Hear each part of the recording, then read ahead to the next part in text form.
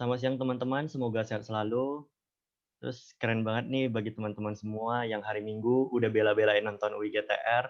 Semoga teman-teman semua yang nonton UIGTR ini tercapai kalau ada impian masuk UI, semoga kita bisa ketemu di UI. Sebelumnya aku akan perkenalkan pembicara pada sesi talk show kali ini. Itu ada Pak Fauzan Ar-Rasyid. Berikutnya ini adalah CV dari Pak Fauzan Ar-Rasyid. Nah, Pak Fauzan Ar-Rasyid ini lahir di Jakarta 23 Juni 1990. Nah, udah pokoknya Pak Fauzan ini udah terkenal banget deh. Kalau teman-teman cari di Twitter atau dimanapun udah terkenal banget Pak Fauzannya. Nah, latar belakang pendidikan dari Pak Fauzan ini, Pak Fauzan adalah Bachelor of Social Science, Communication Science University of Indonesia, Magister of Linguistics Fakultas Humanity Universitas Indonesia. Dan Pak Fauzan ini sudah memiliki banyak prestasi, pernah menjadi content officer di Aura TV pada tahun 2012 sampai 2013, bekerja di account eksekutif Sion pada Oktober 2013 sampai Februari 2014, bekerja sebagai editor di Unique Recent Magazine pada November 2016 sampai November 2017, bekerja sebagai social media manager Rusian Beyond and Headlines pada November 2013 dan Januari 2014, bekerja sebagai senior editor di Rusia Beyond pada The Headline pada Januari 2015 sampai sekarang. Dan juga yang terakhir, Pak Fauzan ini merupakan dosen Universitas Indonesia dari tahun 2018 sampai sekarang. Untuk Pak Fauzan, selamat datang Pak Fauzan. Halo Pak Fauzan. Halo, ya, halo, hai. Hai. Oke, sebelumnya ini mau kalau aku nyamannya aku panggil apa ya? Panggil Pak, panggil Kak, atau gimana Pak Fauzan? Eee, Terserah ya. Ya kalau kalau di kampus sih emang, nggak ada yang manggil Pak sebenarnya, Oh, nggak ada. manggilnya Mas atau Bang, tapi ya terserah, nyamannya kamu aja. Oh, oke. Kalau aku panggil Kak nggak apa-apa ya, soalnya udah terkenal banget nih di medsos kalau Nggak dipanggilnya apa-apa itu Kak nggak apa-apa. Fauzan. It's okay. Oke. Nah, Iya. buat teman-teman semua nih yang kepo-kepo pengen nanya-nanya Kak Fauzan ini, entar bakalan ada formatnya itu dari panitia UIGTR. Kalau mau nanya, silakan banget teman-teman. Nah, untuk pada sesi Kak Fauzan kali ini kita mau bahas nih, gimana sih kira-kira tips untuk menghadapi UTBK yang akan datang. Gimana sih, ada nggak saran-saran dari Pak Fauzan itu? Nah, oleh karena itu, kita dari pihak UIGTR itu sebenarnya udah ngerangkum beberapa pertanyaan nih buat Kak Fauzan. Mmm, Oke, aku mulai ya, Kak. jangan susah-susah tapi ya. Sebenarnya.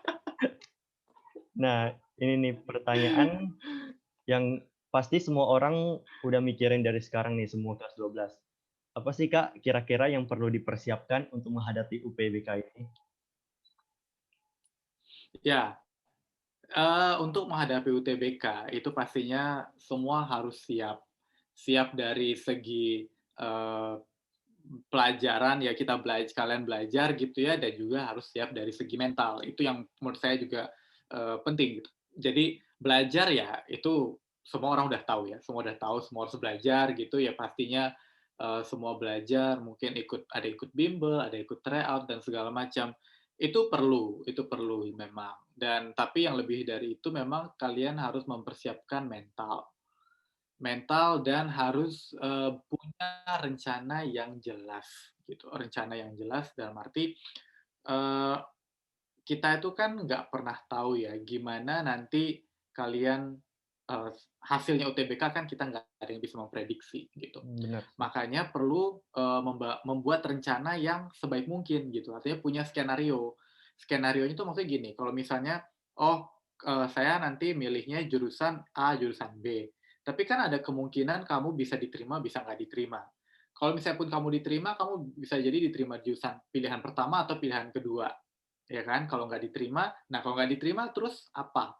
Jadi, skenarionya gimana gitu. Jadi jangan cuma, memikirkannya itu cuma sampai UTBK aja, karena kan peluang masuk itu kan bukan cuma dari UTBK, tapi ada beberapa jalur lain gitu kan untuk masuk Benar, Kak. universitas. Makanya perlu, cari tahu sebanyak mungkin, jalur masuknya, kriterianya apa yang dibutuhkan gitu. Apalagi kalau misalnya kita bicara soal ujian mandiri nantinya banyak juga ujian mandiri itu yang nanti pakai, nilai UTBK gitu kan. Berarti kan UTBK itu penting sekali gitu ya. Jadi, walaupun misalnya teman-teman nanti mungkin belum berkesempatan lolos SBMPTN, tapi kalau nilai UTBK-nya cukup atau bagus gitu ya, nanti bisa dipakai untuk seleksi yang lain. Jadi makanya, belajar ya udah pasti, apa namanya tadi, mempersiapkan mental, ya mental mental itu penting sekali. Jadi, jangan cuma memikirkan yang bagus-bagusnya aja, tapi kamu juga harus siap dengan segala kemungkinan yang terburuk. Nah, makanya harus punya skenario. Skenario apa yang akan dilakukan kalau kalau tidak berjalan sesuai rencana. Misalnya kalau ada plan A, plan B, plan C gitu kan, jadi plan A, B, C, rencana A, B, C gitu. Kayak gitu sih kira-kira. Hmm, iya, benar sekali, Pak. Soalnya dulu kalau boleh cerita sedikit, saya itu juga Mhm pejuang mhm. pejuang SBMPTN, tapi aku tuh nggak cuma Tahun SBMP 2000? 2018, udah 2 tahun yang lalu. Oh 2018, oke, ya, Iya. heeh. Nah, aku tuh nggak cuma ikut SBMPTN doang, soalnya Mmm, kayak dari teman-teman atau dari mana udah bilang kemungkinan SBMPTN itu kecil, jadi kita harus coba yang lain mhm. juga, kayak Iya, ujian betul betul mandiri, betul. SIMAK-I, dan lain-lain itu, Kak. Nah, Akhirnya lolos dari Jarul? ya udah SBMPTN sih, Kak, Oh, dari SBMPTN, oke. jalur tertulisnya. Tapi benar-benar dulu tuh aku coba semuanya, Kak, semua Mhm mhm. mandiri-mandiri yang bisa. Nah, gini nih, Kak, Mmm, kalau dulu ini kan, aku kan sebelum SBMPTN itu atau sebelum kartu sekarang itu UTBK itu kan kayak iya panik panik gitu ya, Kak, kayak, "Aduh ini udah mau UTBK iya nih, aku belum bisa apa-apa." Itu wajar nggak sih, Kak, menurut Kakak kalau iya, panik? itu, sekarang gini, kalau dibilang nggak bisa apa-apa, itu berarti memang ada masalah. Nah, Ada masalah. oh ya berarti Jadi, aku bermasalah nih, Kak. iya, itu, gimana ya, kadang ada orang yang terlalu mungkin, menganggap remeh dirinya sendiri juga gitu ya. Jadi jangan jangan, kalian berpikir yang positif-positif aja gitu. Dalam arti, ya mungkin kamu dalam hati ya kamu deg-degan ya, tapi maksudnya nggak ada orang yang sepenuhnya yakin 100% gitu kan nggak ada ya, nggak Mmm, ada gitu. bener Jadi sih. semua itu pasti sama-sama punya peluang berhasil dan gagal yang sama gitu. Jadi nggak ada seorang pun hanya karena kamu ngelihat, oh dia nilai tryout-nya sudah lebih tinggi, udah lebih besar gitu ya, oh dia kemungkinan masuk PTN, masuk UI. Belum tentu. Sama seperti kamu yang mungkin nilainya masih biasa-biasa aja, bukan berarti kamu sudah, goodbye gitu ya, udah nggak mungkin masuk UI, belum tentu gitu ya. Jadi semua itu selalu ada kemungkinan. Nah, makanya kamu perlu terus, menjaga semangatnya gitu, menjaga semangatnya. Jadi kalau dibilang, "Aku nggak bisa apa-apa," jangan mikir kayak gitu, jangan mikir pasti ada yang kamu bisa. Tapi gini, kamu juga harus evaluasi cara belajarnya, apakah belajarnya sudah sesuai apa belum. Nah, cara kita tahu bagaimana apakah, cara belajar kita sudah benar atau belum, dilihat dari tryout gitu biasanya. Kalau nilai tryout-nya terus naik gitu ya, berarti kan cara belajarnya oke, gitu ya. Mmm, Nah, teman-teman juga harus paham di sini bahwa, yang dikatakan grafik naik itu bukan berarti nggak ada turun sama sekali gitu ya, nggak. Jadi grafik naik itu ya pasti ada turun-turunnya juga, tapi dia kalau kita lihat secara umum itu cenderung naik. Jadi bukan naik, turun lagi, tapi kebanyakan turun ke bawah gitu daripada naiknya. Nah, grafik yang naik itu berprogres itu maksudnya ya naik, ya mungkin ada turun dikit, naik lagi, turun-turun dikit, naik gitu. Jadi tapi secara umum kita lihat bahwa itu progresnya naik, bukan yang nggak stabil, naik turun naik turun naik turun kayak gitu, bukan. Jadi kayak gitu. mmm, tapi kata Kakak itu benar banget sih, Kak. Soalnya Mhm. dulu juga waktu tryout-tryout itu, pertama banget tryout itu nilai aku tuh sebenarnya kalau boleh cerita itu di halaman paling belakang gitu, Kak, dari Iya iya. ranking ranking-an gitu udah nggak biasanya kalau ngelihat nggak ngelihat halaman depan lagi, langsung ngelihat halaman belakang aja. Langsung ke Terus belakang ya, iya, udah sadar diri ya, udah sadar iya, diri. iya sih. Iya, ya tapi Iya iya iya. dulu ikut tryout terus tryout ya dulunya naik makin naik gitu sih, Kak, nilai-nilainya. Tapi Iya. benar banget jadi Bener kata kok, Kakak. bener. Iya benar, saya juga dulu kayak gitu. Jadi kalau saya nggak pernah merasa sebagai orang yang, eee, paling bisa segala hal gitu dalam semua mata pelajaran, nggak Mmm, juga gitu. Saya justru saya akui saya sangat lemah dalam matematika dulu. Jadi, ya hampir mirip juga, saya juga nggak pernah, nilai nilai apa ya, nilai tryout saya tuh di peringkat yang atas gitu, selalu mungkin di halaman-halaman terakhir gitu, bener banget. Tapi ya heeh, dan waktu itu saya ingat banget, nilai saya itu baru mencapai katakanlah passing grade, prediksi passing grade gitu ya. Itu bener-bener seminggu sebelum UTBK, bukan, seminggu sebelum ujian, kan dulu belum ada UTBK. Seminggu sebelum ujian, itu baru nyampe batas aman. Tapi itu kan juga bukan dibilang pasti aman gitu ya, tapi setidaknya saya merasa bahwa ya udah lebih aman dan ada progres. Intinya sih harus ada progres gitu. Ya benar saya. Nah, kan tadi kan kalau panik sebelum UTBK ini banyak orang yang ngalamin, nah banyak teman-teman yang ngalamin gitu. Mungkin kayak panik dalam persiapan, panik dalam belajarnya karena ada Mhm. pelajaran yang kurang dipahamin, terus ada panik H-1 Iya, UTBK. Nah, menurut Kakak nih, ada nggak mhm. dari Kakak tips cara mengatasi biar kita itu nggak panik dari sebelum UTBK sampai di hari H UTBK itu, Kak?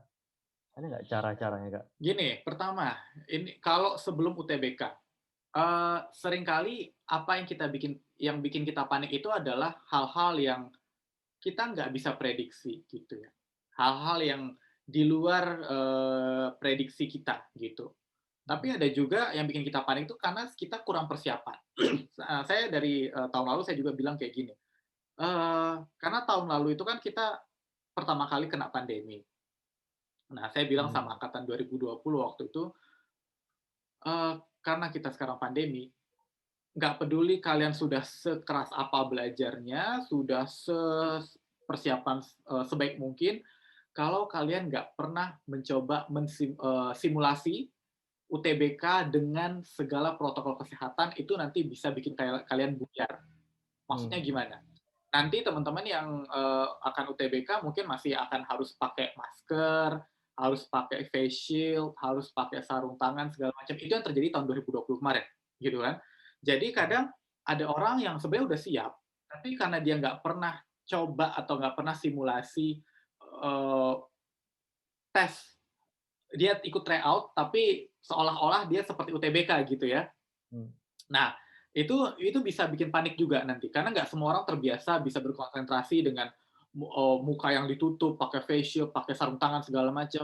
Itu akan bisa meningkatkan pressure atau tekanan. Jadi nanti teman-teman paling nggak dari H- sebulan itu harus udah mulai coba ikut tryout gitu ya. Nah, itu coba mulai, pakai face shield, pakai masker segala macam. Itu untuk persiapan. Ketika untuk hari H,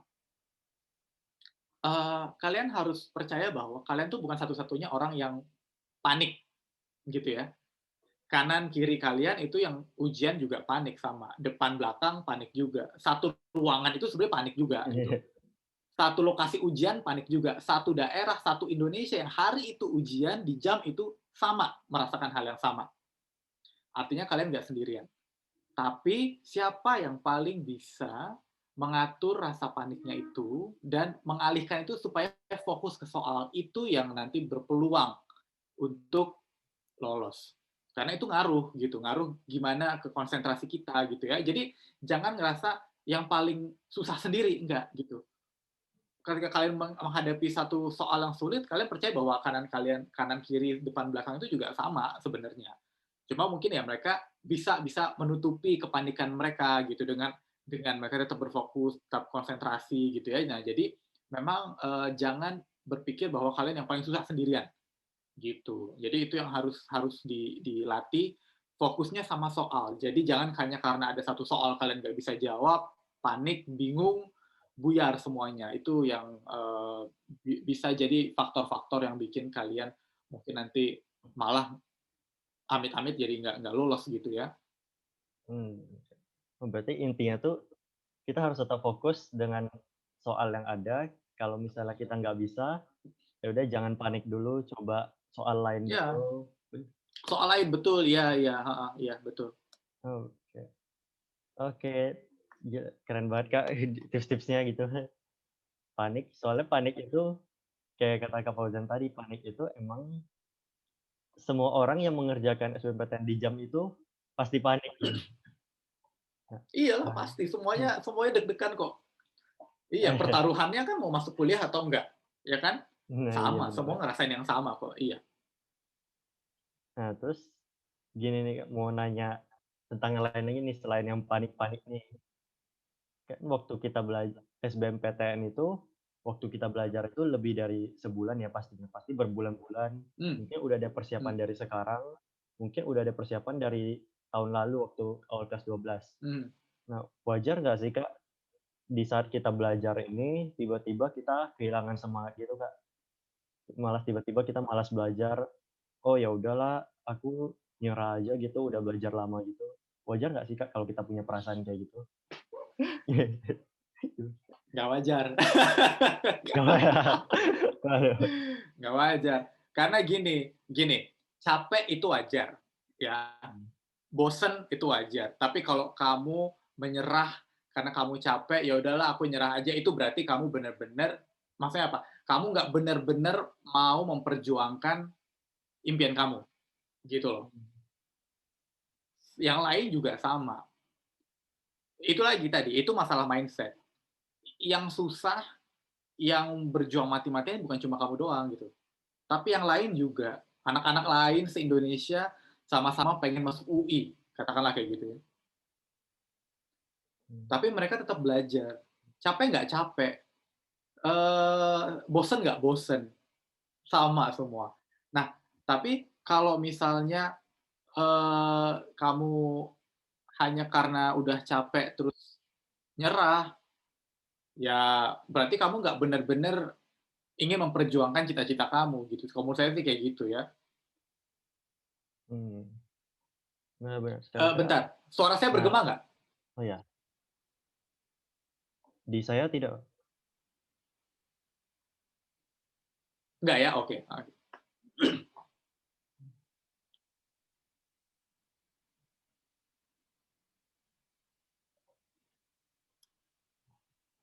Halo? Iya, halo halo. Oh, oke. Nah, tadi kayaknya kita ngomong soal panik panik Mmm, panik itu nggak wajar, teman-teman. Jadi panik itu wajar, tapi kehilangan kepercayaan diri dan kehilangan semangat sampai nggak mau lagi SBM itu sangat tidak wajar ya, Kak. iya, sangat tidak wajar. Itu berarti kamu nggak benar-benar mau, memperjuangkan cita-cita kamu, gitu ya. Oh. Nah, ada nggak sih, Kak, kalau tips-tips dari Kakak biar kita lebih termotivasi nih, biar kita nggak capek gitu waktu kita belajar? Oke, kalau saya gini, eee, saya selalu bilang bahwa motivasi itu jangan cuma dicari, tapi diciptakan, ya. Karena kalau kita mau cari motivasi, ya mau cari di mana? Ya kadang ketemu, kadang enggak, tergantung. Jadi, kita yang harus bisa menciptakan motivasi, gitu loh. Mmm, Eee, maksudnya gimana? Jadi kayak gini misalnya, kalau teman-teman mau masuk UI, ya, masuk UI. Saya dulu pikirnya kayak gini, kalau kamu mau, kamu ini kita, malam-malam, kamu lapar, ya, kamu lapar, kamu mau makan apa ya? Makan Indomie.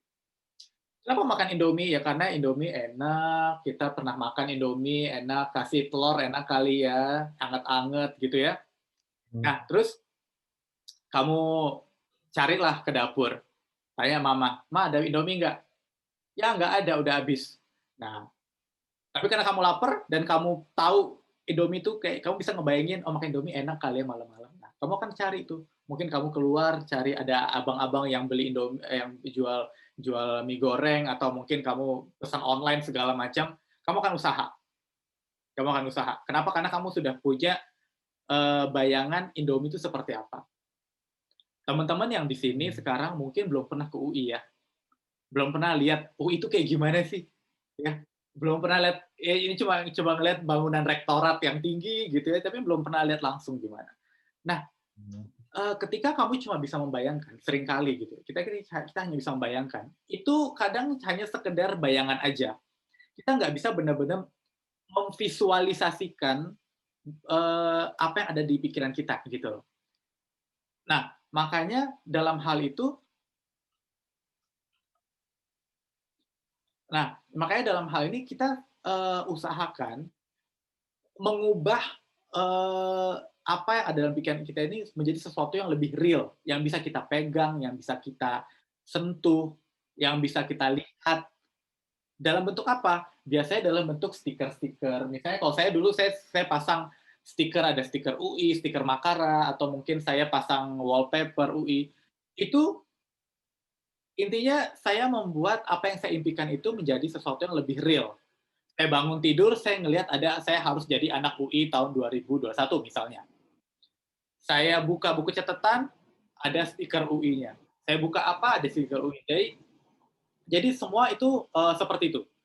Dengan kayak gitu, kita membuat impian kita tuh menjadi sesuatu yang lebih real. Karena kita bisa ngelihat, oh ini loh target saya tuh adalah ini.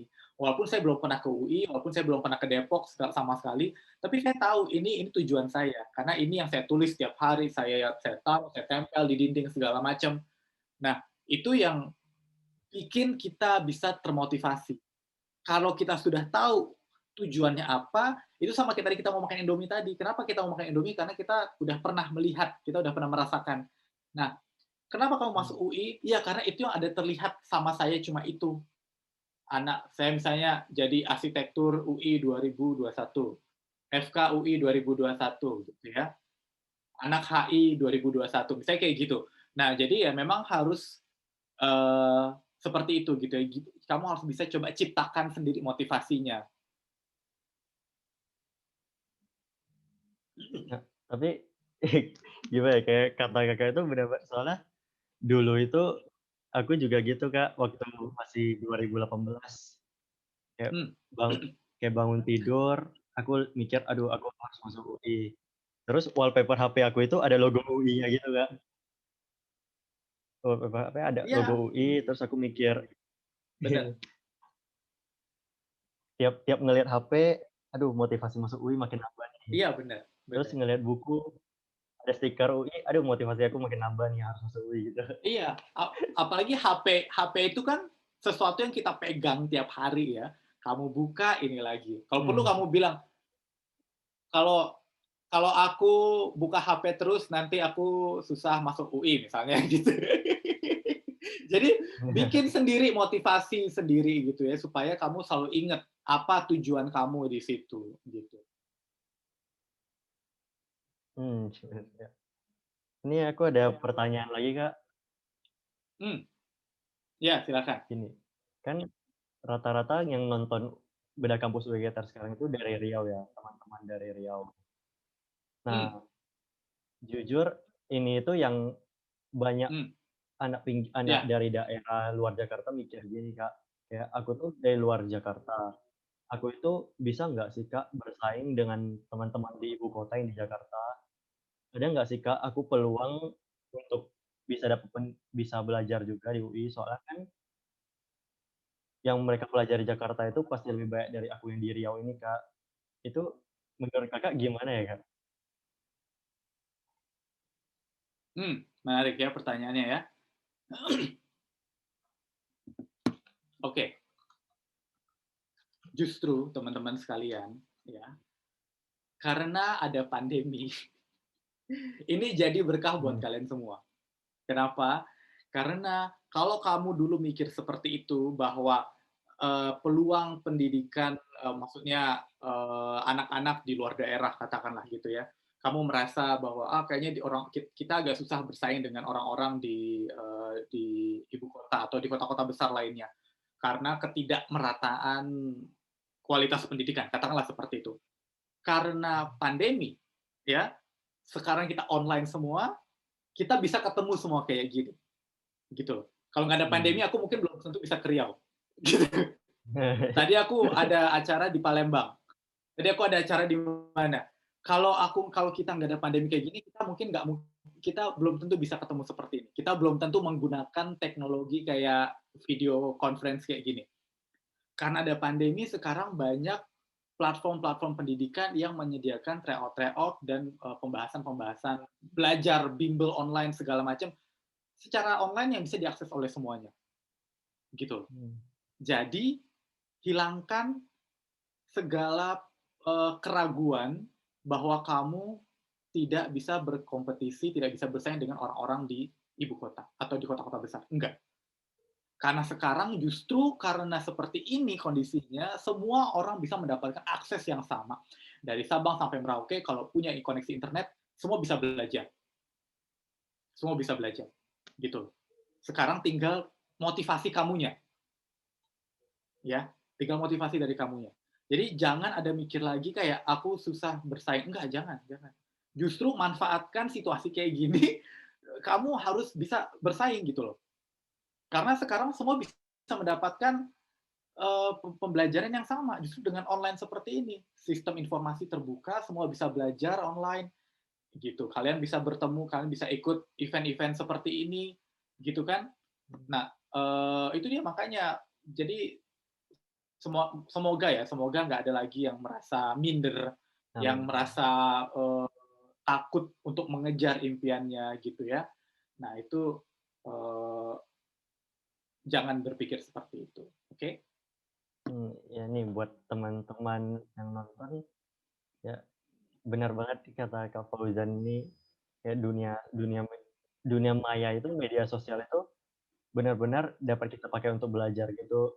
Contohnya ada, Mhm. kalau boleh cerita dikit, ada maba Iya, aku di teknik silakan. industri nih, Kak. Kayak maba aku di teknik Mhm. industri, dia itu ternyata follow Twitter Kakak juga, Kak. Terus untuk belajar tentang TPA ya, Kak, Oke. TPA gitu. Heeh. Nah, TPS TPS oh ya TPS. TPS, maaf, Bu, TPS. Kayak Aha, iya. banyak banget sekarang kayak tempat-tempat untuk belajar belajar tentang UTBK ini, kan nggak cuma di offline aja, Mhm. online ini bener-bener banyak banget.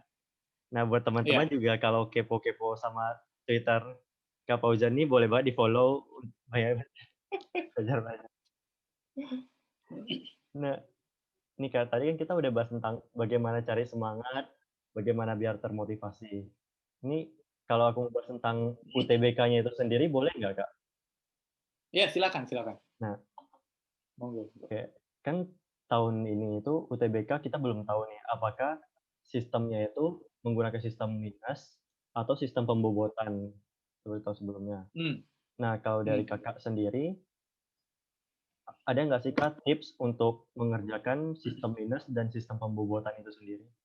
Kalau dari Kakak? Pembobotan tuh yang maksudnya IRT itu ya? IRT itu ya? Yang Ya, kalau nggak salah sih itu. iya, Yang kayak kemarin lah ya, kayak iya, 2020 lah ya. iya, Iya, bener. atau 2019 juga. Ya jadi memang kan sekarang itu kan, UTBK kemungkinan besar sih sistemnya sama, seperti yang pembobotan itu, jadi yang pakai IRT itu.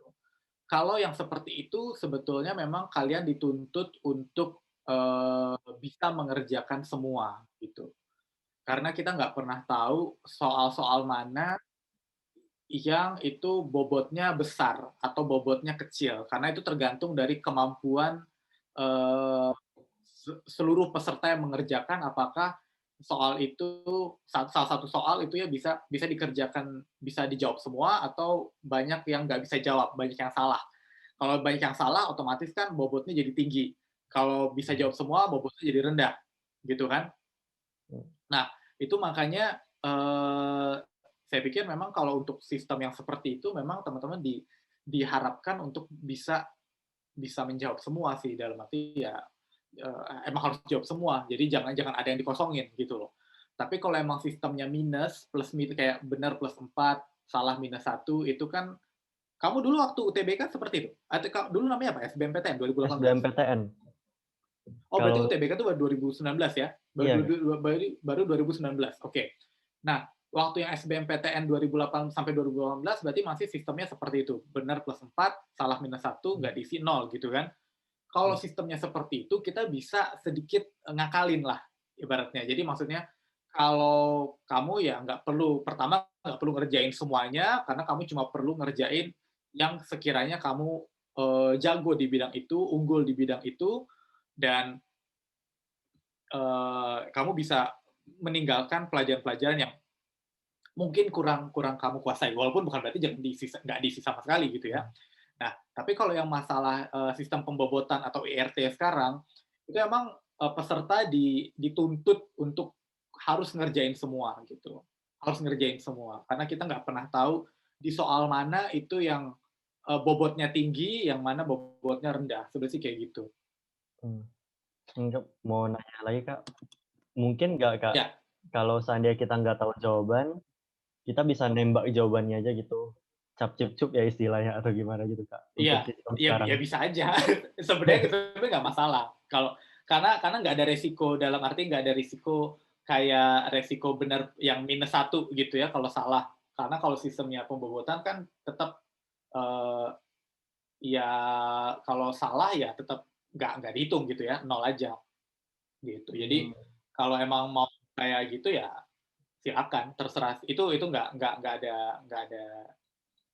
apa namanya, trik khusus buat itu sih menurut saya, mmm, gitu. Heeh. Cuma memang harus hati-hati aja, memang harus hati-hati aja. Kan itu tadi, karena kita nggak pernah tahu di soal mana itu yang, bobotnya tinggi, dan di soal mana yang bobotnya ternyata cuma rendah gitu, ya kan? mhm. Nah, terus kalau ngomongin soal tadi TPS dan itu, kalau dari Kakak sendiri, ada nggak, Kak, tips-tips untuk mengerjakan soal TPS gitu, Kak? Soal mengerjakan soal TPS itu sebenarnya sih hampir, berlaku untuk semua.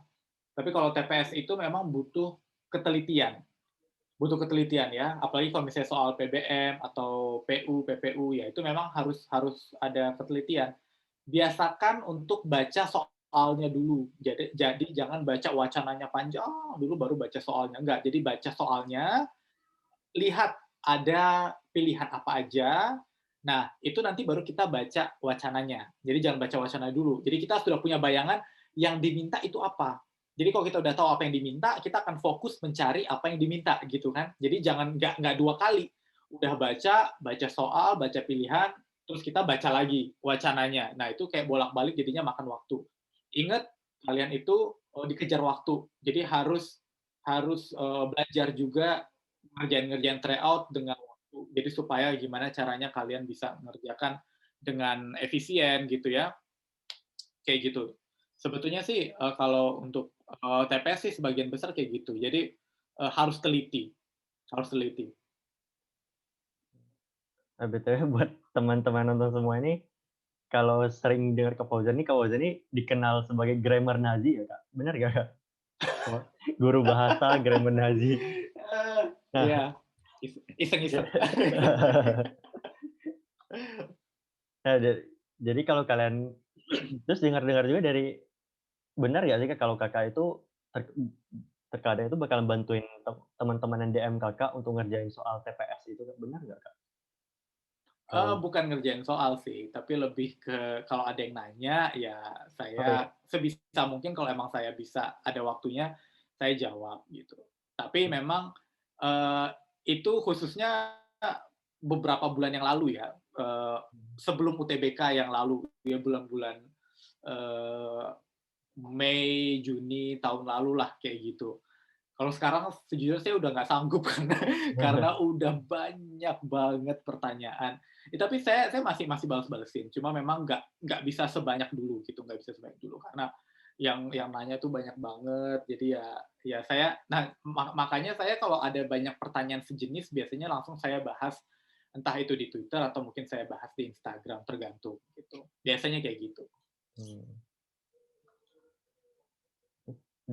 Katanya juga nih Kak Fauzan nih, paling ahli tentang bahasa Indonesia ya, tentang soal-soal Kenapa? Gimana? ya Kak Fauzan nih kalau dan Mhm. kalau yang sepengetahuan saya sih Kakak ini ahli dalam soal-soal bahasa Indonesia begitu ya, Kak? Soal-soal bahasa Indonesia atau soal-soal Kalau ada dibil Kalau dibilang ahli sih mungkin ya saya nggak mau ngaku-ngaku ya dibilang ahli nanti tau-taunya salah lagi. Ya tapi, iya mungkin karena saya sehari-hari ya bidangnya di situ karena saya kerjanya di media, saya editor juga, ya jadi memang udah makanan sehari-hari kayak gitu kan. Saya juga dulu latar belakangnya juga di jurnalisme di UI ya, komunikasi. Ya banyak belajar soal, bahasa, bagaimana cara menulis dan segala macamnya. Memang, bukan bukan ini ya, bukan jurusan pendidikan dan sastra Indonesia ya, tapi memang bahasa Indonesia saya waktu itu adalah bahasa Indonesia yang sifatnya, praktis gitu, jadi praktikal. Jadi untuk penggunaan sehari-hari lah gitu ya. Mmm. Nah, jadi ya karena dari situ dan saya juga bertahun-tahun saya, kerjanya di media nulis, ya mungkin ya memang sudah terbiasa aja dengan yang seperti itu. Jadi, Mmm. eee, karena saya juga mengajar, kebetulan saya mengajar di Humas, di vokasi, ngajarnya teknik penulisan. Nah, saya juga sempet awalnya tuh saya bikin memang konten-konten di Instagram itu niatnya untuk mahasiswa saya sendiri gitu loh, untuk mahasiswa saya sendiri. Jadi supaya mereka kalau mereka lihat Instagram, mereka buka cek cek, stories, oh ada dosennya, ada Mas Fauzan gitu. Ya adalah sedikit ya mungkin yang bisa ilmu-ilmu yang mereka mereka serap gitu ya. Karena kadang kalau cuma ngandelin di kelas itu kadang ya nggak bisa dapetin semua gitu. Makanya saya sering kasih kayak wawasan-wawasan lain di luar, kelas ya lewat media sosial. Awalnya sih seperti itu, gitu. Wah, jadi awalnya untuk mahasiswa, akhirnya itu untuk satu Indonesia ya? Untuk satu Indonesia. Begitu, Iya. betul. Nah, ini mumpung masih ada waktu mau nanya-nanya lagi nih, Kak, tentang Iya, silakan. soal HOTS. Kalau dari Kakak ada nggak tips-tips untuk mengerjakan soal HOTS tuh? Soal-soal saintek gitu, Kak, walaupun tahun lalu itu nggak ada tentang saintek atau sosumnya, Kak. Oh, soal-soal ini ya, TKA ya? Iya. Soal-soal TKA. Ya, eee, karena gini, untuk ngerjain soal-soal kayak gini tuh sebetulnya memang butuh, komitmen untuk latihan soal sih. Karena sekarang udah tinggal 2 bulan lagi, 2 bulan lebih 10 hari lah kira-kira ya. Nah, jadi memang kalian harus, perbanyak latihan soal dan nah ini juga nggak kalah penting sebetulnya. Jadi, banyak yang masih bingung kayak, "Aku tuh harus belajar dari mana ya?" Gitu. Ini masalah ini masalah. Jadi kalau kamu bingung, belajar dari mana, ini masalah. Gini, kalian itu harus tahu dulu ya, dalam 5 sampai 6 tahun terakhir, itu soal apa aja yang diujikan gitu loh. Aku tuh nggak bisa fisika, nggak bisa ini. Iya, nggak bisa fisika tapi di bagian sebelah mananya gitu. Kan nggak mungkin semuanya kamu nggak bisa, emang selama 3 tahun terakhir belajar apa? Kan nggak mungkin kayak gitu ya. Ya, itu logis gitu. Jadi maksudnya saya juga mau kalian jangan terlalu menganggap remeh diri kalian sendiri gitu. Nah, betul bagi banyak orang, anak-anak IPA khususnya, fisika tuh menyulitkan, susah. Tapi kan nggak semuanya kamu nggak bisa, pasti nggak, pasti ada yang kamu bisa, pasti. Saya jamin. Nah, makanya kamu harus tahu dulu, dalam, eee, ujian 5 sampai 6 tahun terakhir, soal-soal fisika yang diujikan itu, apa aja sih sebenarnya? Oke, misalnya ada tentang gaya, ada tentang tekanan, ada tentang apa, macam-macam lah gitu ya, tentang gravitasi segala macam. Dari soal-soal itu, mana yang hampir selalu diujikan? Itu kita harus perlu tahu dulu, perlu tahu. Jadi ketika kamu belajar nanti, kamu lihat, soal yang seperti ini kan kecil gitu loh. Tapi ada soal yang selama 5 tahun terakhir selalu muncul. Berarti nanti tahun 2021 kemungkinan pasti muncul. Itu kamu harus pelajari. Nah, kalau kamu nggak tahu daftar yang seperti itu, ya, yang sebenarnya bisa kamu cari di mana-mana sekarang, di YouTube ada, di website, di internet di mana-mana ada, kamu akan belajarnya jadi nggak tahu, nggak fokus gitu loh. Nggak fokus, mana yang harus dipelajari. Nah, biar fokus, cari tahu, oh aku tuh lemahnya di sini, di sini, di sini. Sama teman-teman yang IPS juga kayak gitu. Aku masih nggak ngerti soal sejarah. Sejarah tuh kan banyak banyak banget gitu ya. Apa kamu perlu pelajari itu sejarah kebudayaan Hindustan, kebudayaan Mesopotamia, kebudayaan apa manusia-manusia purba. Kamu cek dulu ada nggak pernah dipelajari. Tapi kalau di dalam buku rangkuman ya itu buku rangkuman IPS itu masuk semua, jelas itu masuk semua. Tapi apakah itu perlu kamu pelajari semua? Belum tentu, gitu loh. Belum tentu. Makanya harus tahu dulu distribusi soal. Distribusi soal dalam 5 sampai 6 tahun terakhir sampai 7, pokoknya kamu cari tahu itu apa aja yang diujikan. Yang nggak diujikan, oh misalnya ini dalam 4 tahun terakhir selalu ada pertanyaan tentang politik balas budi. Mungkin nanti 2021 kemungkinan ada lagi, gitu kan? Tapi kalau misalnya ada tahun 2000 tanam paksa, tapi 2014, 2007 sampai 2017 nggak ada, 2018 juga nggak ada, ya mungkin itu nanti nggak mungkin nggak keluar lagi.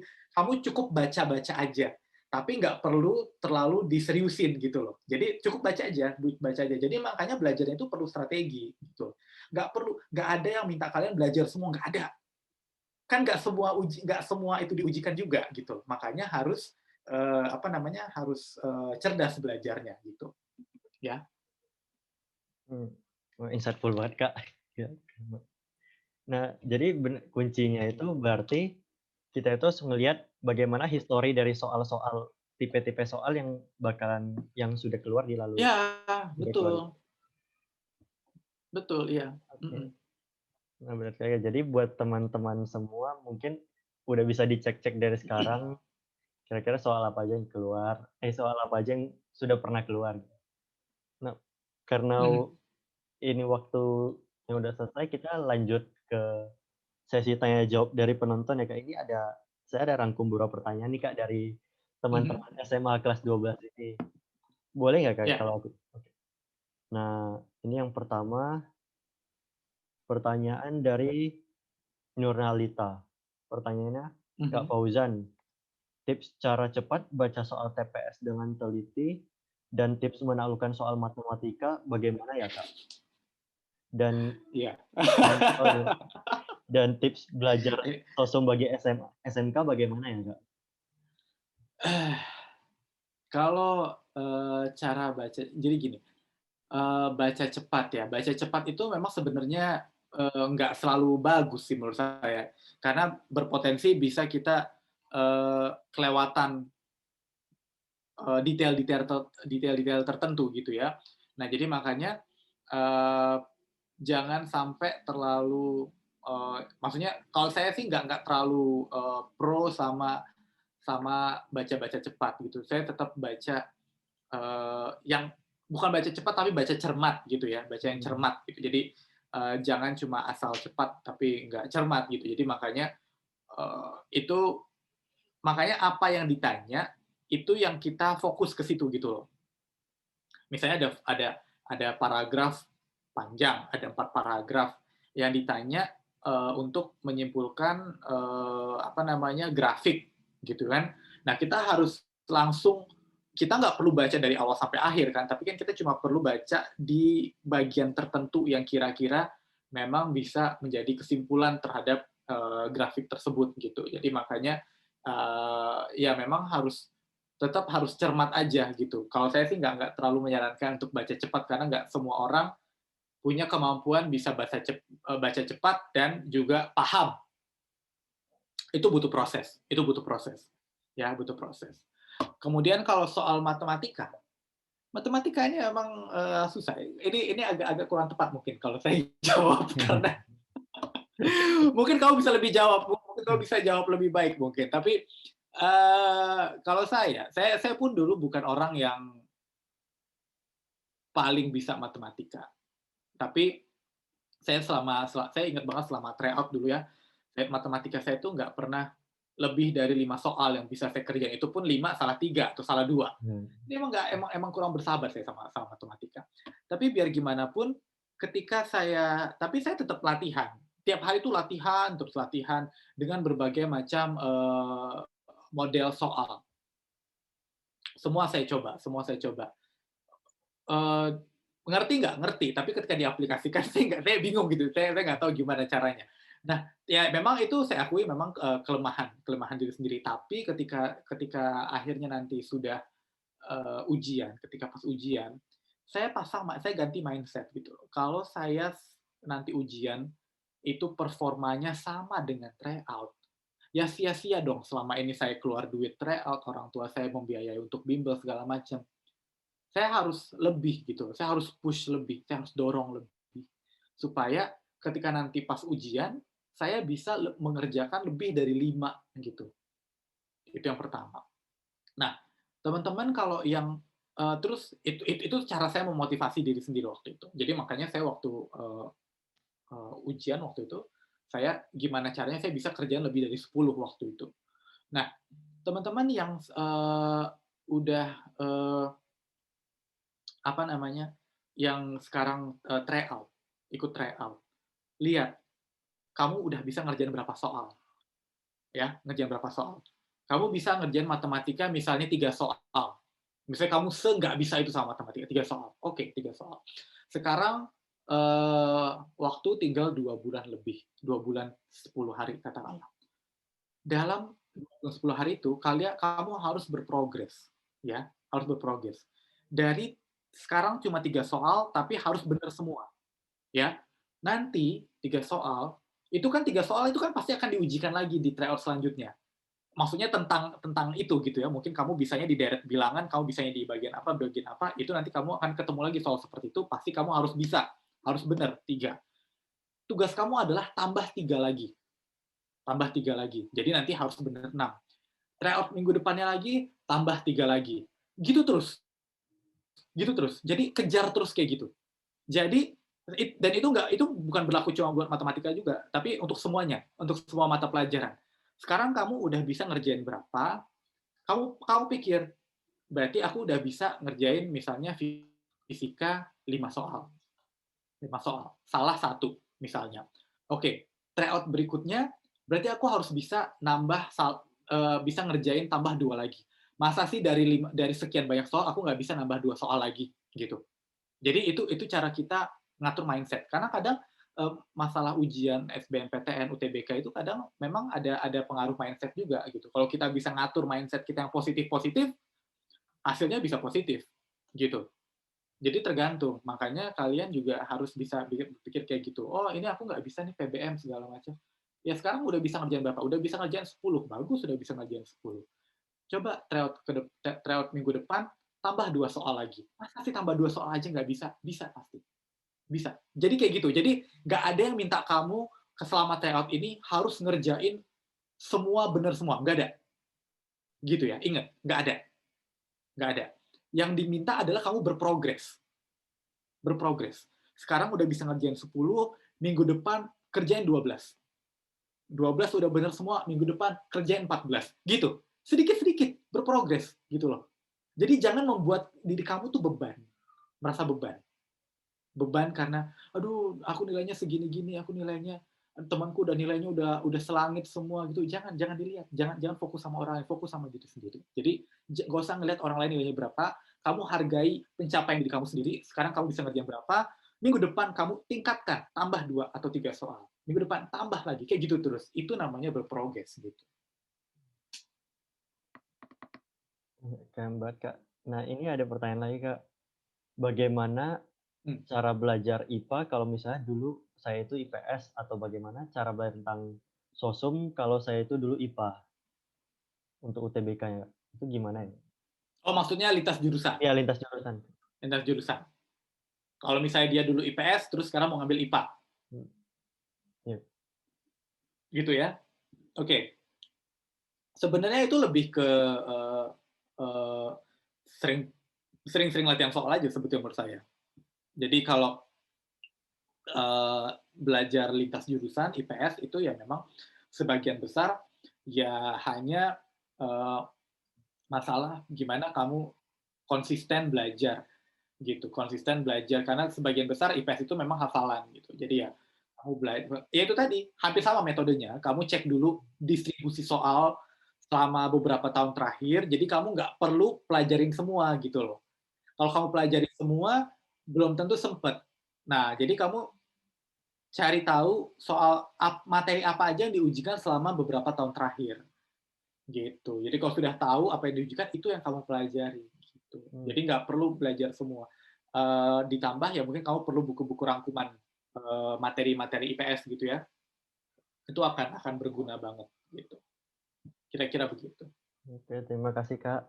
Ini selanjutnya ada pertanyaan dari Raka Radian, ya sama Ika. Ini Kak, bagaimana ya cara ngehilangin insecure dan kasih tips-tips belajar dong, Kak? Iya, kalau tips belajar tadi saya udah bahas ya, berarti Mmm, ya. udah. Berarti itu termasuk tips belajar menurut saya. Eee, Kalau biar nggak insecure, gini, ya intinya gini, insecure itu ada kebanyakan karena kita ngeliat orang lain, kebanyakan. Karena kamu kebanyakan ngeliat orang lain, kamu terlalu kagum sama pencapaian orang lain sampai kamu lupa bahwa diri kamu juga sebetulnya perlu diperhatiin gitu loh. Yang bisa perhatiin diri sendiri, ya. Cuma diri sendiri. Jadi insecure itu karena kamu kebanyakan biasanya kebanyakan ngelihat orang lain. Mhm,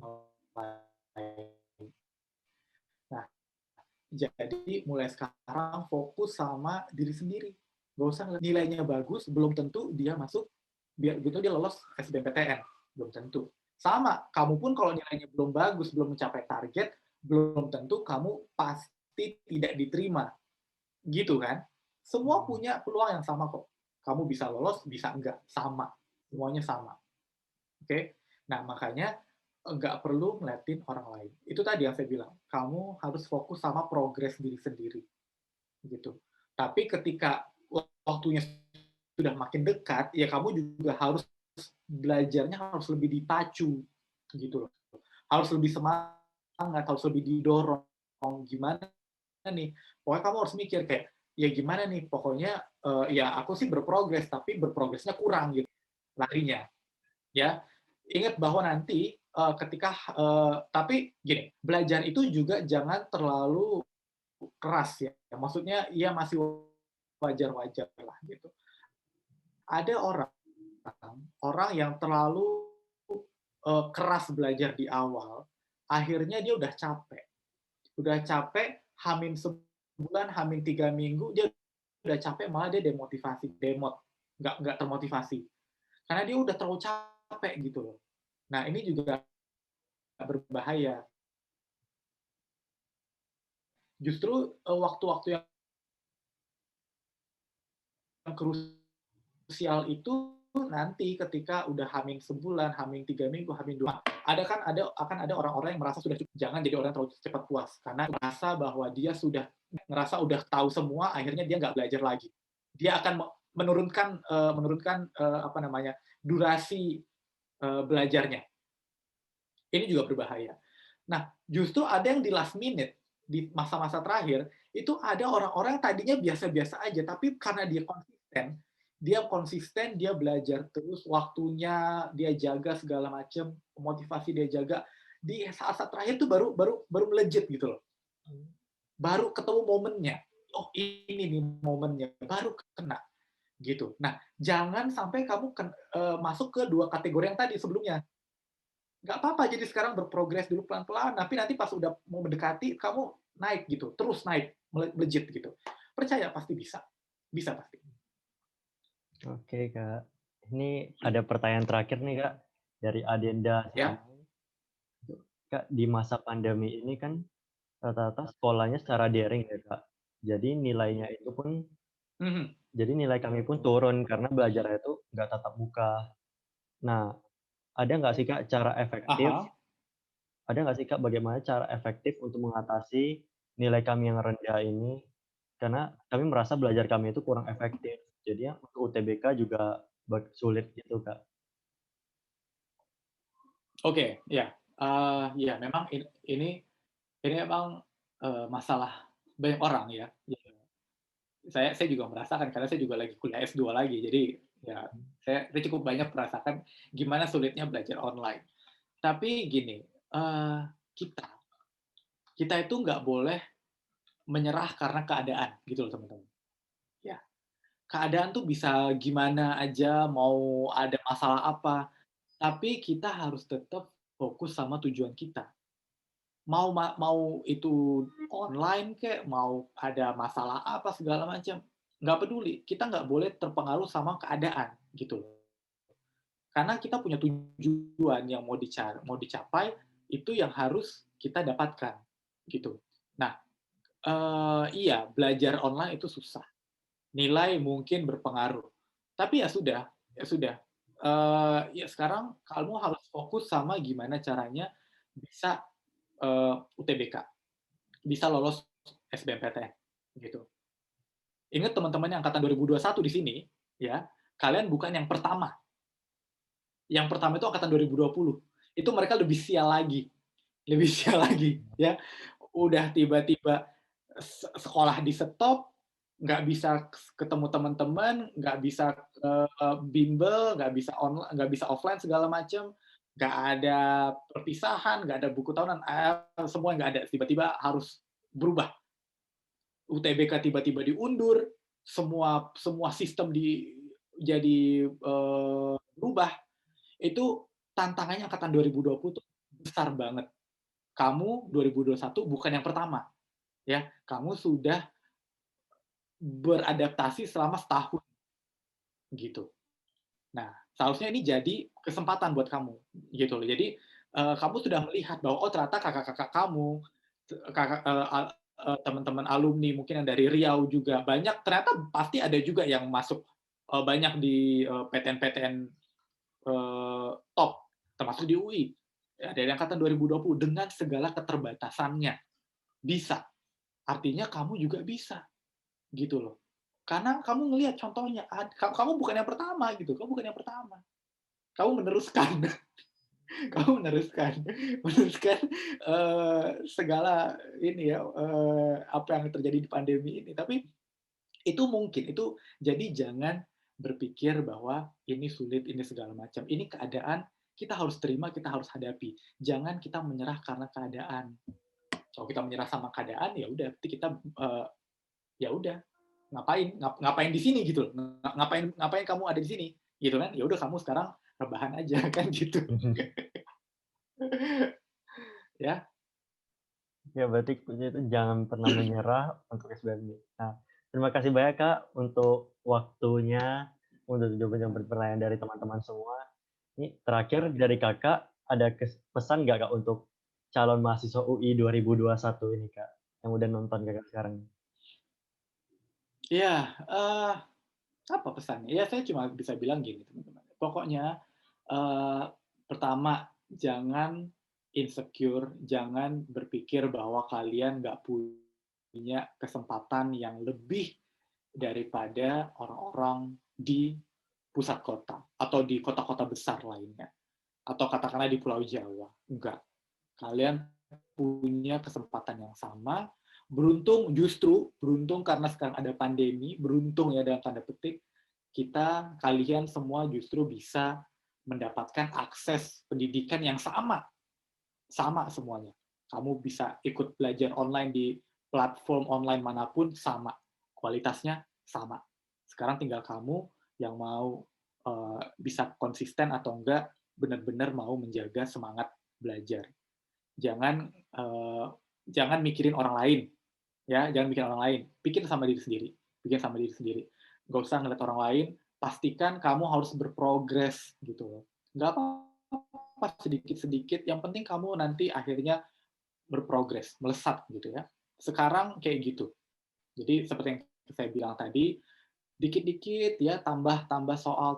Jadi nggak usah langsung tryout ini. Jadi oh nanti ada tryout, terus nanti kamu harus ngerjain, ya kan? Semampunya dulu. Jadi, tapi nanti pas ada hasilnya kamu lihat, oh saya ternyata bisa di sini, sini, sini. Tryout berikutnya kamu tambah. Apa susahnya nambah 2-3 soal? Artinya kamu cuma perlu belajar memahami 2-3 soal lain yang harus kamu kerjakan, gitu kan. Jadi semua itu masalah mindset.